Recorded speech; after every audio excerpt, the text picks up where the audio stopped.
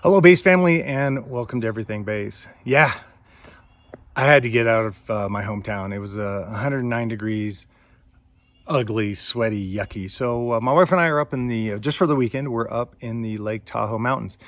And I just wanted to shoot some videos. Some things popped in my head that I thought were valuable to you, would be valuable to you. So today we want to talk about what are the habits of the most successful bass players.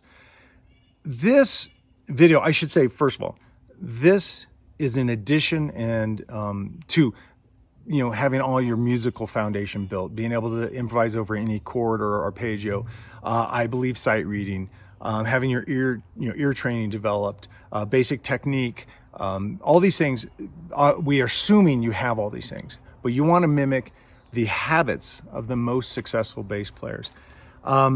I was so fortunate when I was on staff at Musicians Institute. I was able to hang out with the likes of, Jeff Berlin, Steve Bailey, Gary Willis. I mean, the list goes on and on. And then later, as the editor of Bass Frontiers, was able to again hang out with and have great conversations with some of the top players.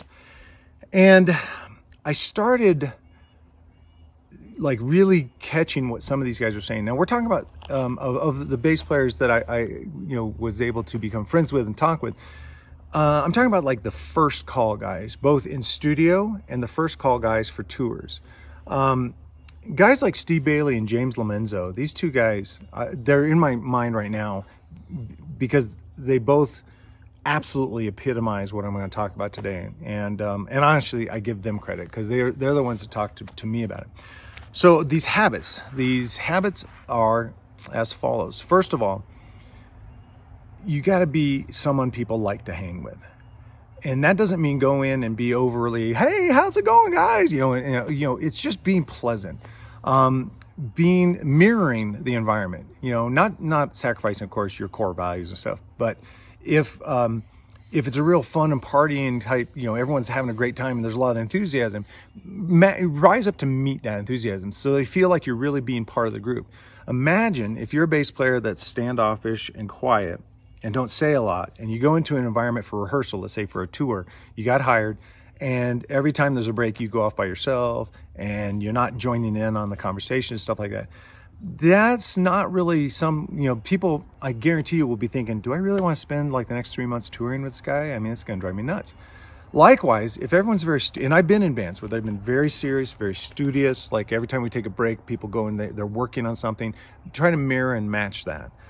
Try to blend in with matching energy and stuff like that, and I think you'll find that people really go, wow, what a great guy or gal to hang with.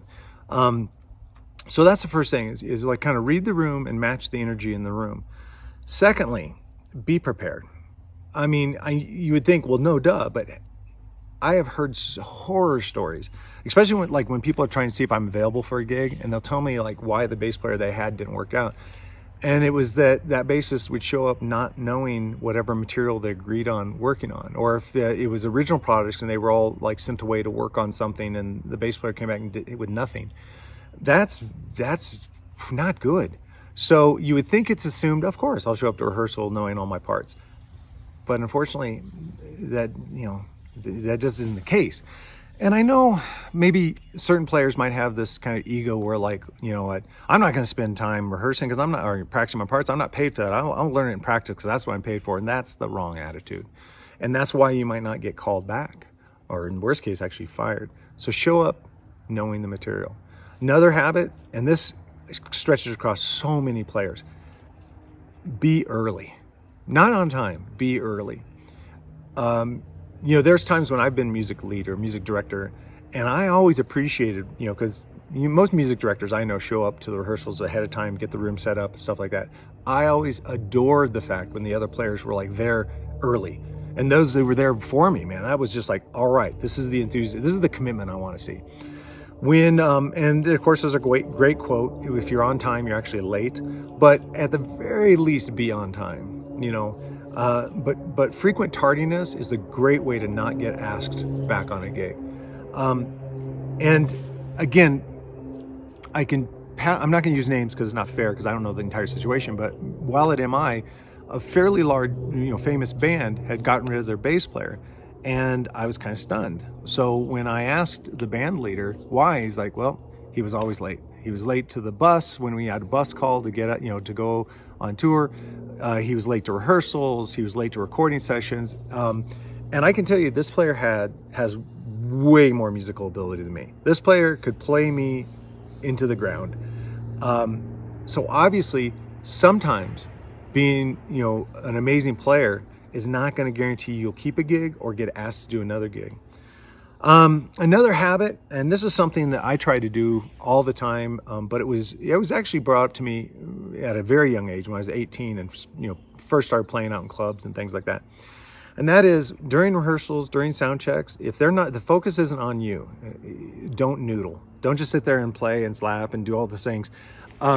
It's passable to turn the volume off your bass and warm up and stuff, but even slapping sometimes can be seen as disrespectful, especially if like two players are trying to work something out. Maybe the singer is working with the music director, trying to get a harmony right or whatnot, and you're sitting there noodling because you're bored.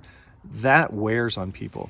And the last thing you want to have happen in rehearsal is have the music director turn to you and say, hey man, knock it off, okay? Because that already puts them at like, this person doesn't care about the whole. This person cares about themselves. So don't noodle. There's no reason. And if you have to, if you're feeling just like nervous energy or you want to stay warm, which is valid, turn the volume off on your bass and play lightly. Don't slap. Because believe me, I've learned many times just because the volume's off my bass and I'm slapping, it still annoys people when they're really trying to work. So there you have it. Some habits that are important. Be on time, show up prepared. Don't noodle when people are trying to get work done, and don't distract whatever effort is being done in the band by just noodling. That's just annoying. Yeah, and you know what? Speak kind. I'm adding another one. Speak kindly of others. I was always impressed with James Lomenzo and Steve Bailey, because whenever they would do like a one shot, they got asked to do something or they got off a small tour, and I'd ask how it goes to a person. Both those guys always had only compliments to say. Now, I'm going to take this all the way back to your very first band, or if you've already been in bands like from now, but you're not a pro player, you're just playing locally. Don't badmouth people. Don't slam people. And employ these habits now. Let's say you're in your very first garage band. You guys just practice at home. Treat everyone there with respect and exercise all these habits and make sure they become almost like a habit for you, is that you're just always on time, always prepared, don't noodle, being pleasant, match the energy in the room, don't down talk anybody, like don't leave that rehearsal and tell somebody, oh man, the guitarist sucks so hard, because that can get back to them, and that's just terrible. Plus, and this is what I found in my own experience, I try to always I want to be friends with the people I'm on stage with or in the studio. And I always like that. I like creating an energy of just teamwork and fun and such. Because of that, I've gotten referred to other gigs. Because even though, let's say, the drummer was a hired gun like me, had no ownership other than just being hired to play the music. But that drummer goes on to do another gig, and they need a bass player. Because in this first small gig, I treated it with respect and I tried to act professionally, I got referrals, and I started getting referral after referral, so much so I had to turn them down. That's a great spot. You can then pick the gigs you really want to do, and when you turn someone down, here's another habit: be super respectful. Let's say it's a band that's just you have zero interest in being in. You don't think the musicianship's good. You don't think the songs are good. You don't think they're very professional. Be professional in rejecting them. Just tell them the truth, probably, that hey, I have so much going on, I can't do this now. What you can do is offer to make referrals. You don't want to join in and say, hey, I'm not available, you should try this guy. Sometimes that unsolicited, because they're probably disappointed that you're saying no. And if you're like, no, I can't do it, but try this guy, that's weird. But you can offer up, well, let me know if you need help. Maybe I can refer another bass player to you. And even that just builds positive deposits in your bank, so that these people go, man, it's a bummer he couldn't play with me, but he's just wanting to help us out. So you see kind of the attitude you want to have in your musical career. Now, the last thing I'm going to say, and I know I've said that a couple of times, but just things keep popping in my head, is, and I'm speaking mainly to young players, although it's a shame if this applies to older players, but you might have some real natural ability, and you've done the hard work, and your skills are just off the moon. Don't let that make you become arrogant. Don't let that make you become like where you look down on other players. use this gift you've been given and the skills you've learned on your own, use it to elevate those around you. And if someone's playing badly one day, encourage, don't discourage. Don't scorn at them going, you suck today. Not positive. There's no positive benefit from that. But if you're like, hey man, I can stay late and work with you on that section if you want. That person, first of all, the band's going to get better.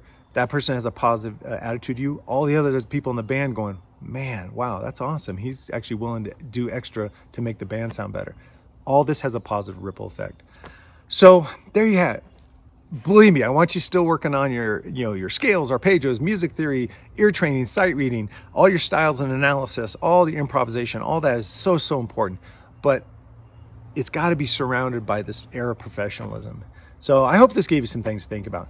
And also, I literally just set up the I'm not in my studio, so I just set up the camera and just started talking. So if I missed a quality or a habit that you think should be shared with the group, something that you've implemented beyond what I've talked about, and you want to share with the family, please in the comments below, just write it out. And I love it. And I'd love to, again, get this kind of collective experience together that helps us all. All right, so there's some things to think about. Sorry, this one went kind of long, but I hope you found it valuable. I hope you stayed to the end. Please like, share, subscribe, do all those things that allows this channel to survive, and I will see you at the next video.